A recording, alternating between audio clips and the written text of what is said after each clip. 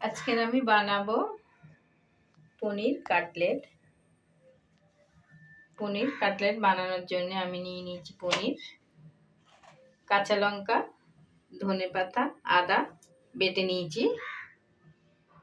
এটা আমি এই মশলাটা এবার একটু ঠিক করে নেবো। এর মধ্যে একটু লেবু রস দেবো।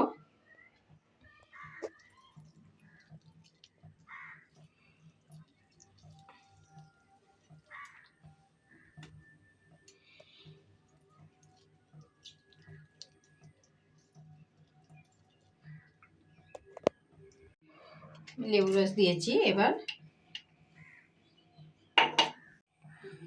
স্বাদ মতো নুন দেবো।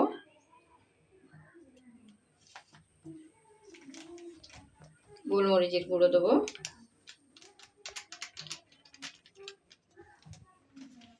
এইবার এটা আমি ভালো করে মাখিয়ে নেব।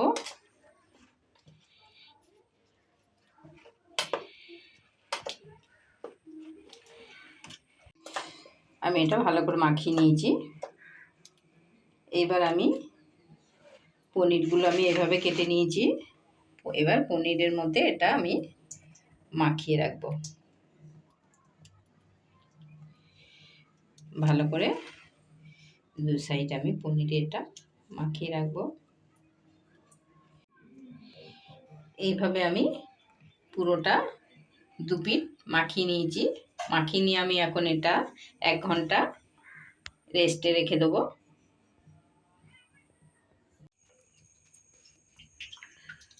আমার পনির কাটলেট, তার জন্য আমি যেটা মিশ্রণটা মাখিয়ে রেখেছিলাম 1 ঘন্টা আমার হয়ে গেছে। এবার আমি এখানে দুটো ডিম ভেঙে নিয়েছি আর এখানে বিস্কুটের গুঁড়ো নিয়ে নিয়েছি। এবার আমি এটা বিস্কুটের গুঁড়োর মধ্যে মাখিয়ে ডিমে চুবিয়ে বিস্কুটের গুঁড়োতে মাখিয়ে নেব।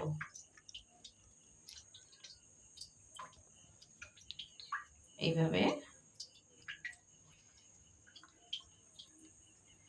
আমি ভালো করে বিস্কুটের গুঁড়ো দিয়ে মাখিয়ে নেব।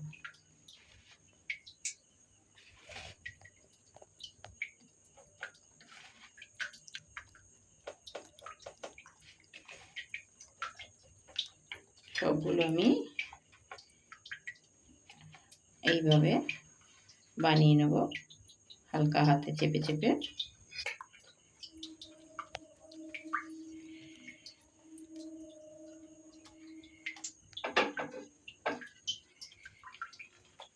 দেখুন এইভাবে সবগুলো বানিয়ে নেব। আমি এভাবে সবগুলো বানিয়ে নিয়েছি। এবার আমি কড়াইতে তেল দেবো, তেলে এইগুলো ভাজবো। এবার আমি ফ্রাই প্যানে তেল দিলাম, এগুলো ভাজবো।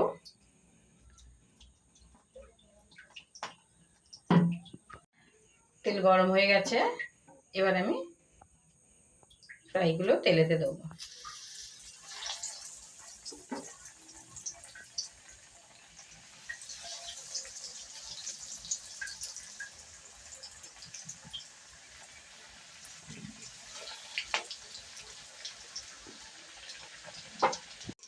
আমার ফ্রাই ভাজা হয়ে গেছে। এবার আমি তুলে নেব।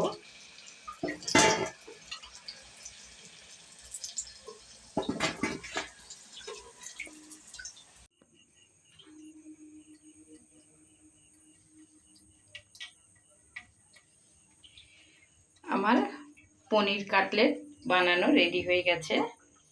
দেখুন কত সুন্দর দেখতে লাগছে। এরকম নতুন নতুন ভিডিও পেতে হলে আমার চ্যানেলটাকে সাবস্ক্রাইব করুন। আমি একটু আপনাদেরকে দেখাচ্ছি ভেঙে, কত সুন্দর, যেই রকম মুচমুচে সেই রকম ভিতরটা দেখুন। ধনেপাতার পুর, পনির, ধনেপাতা, কত সুন্দর দেখতে লাগছে, হেবি সুন্দর দেখতে। আপনারা এইভাবে বাড়িতে একবার বানিয়ে খেয়ে দেখুন। আমি খেয়ে আপনাদেরকে দেখাচ্ছি। দেখুন কত সুন্দর হয়েছে।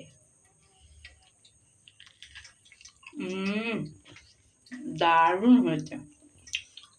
আপনারা এইভাবে একবার বানিয়ে খেয়ে দেখুন বাড়িতে। টাটা।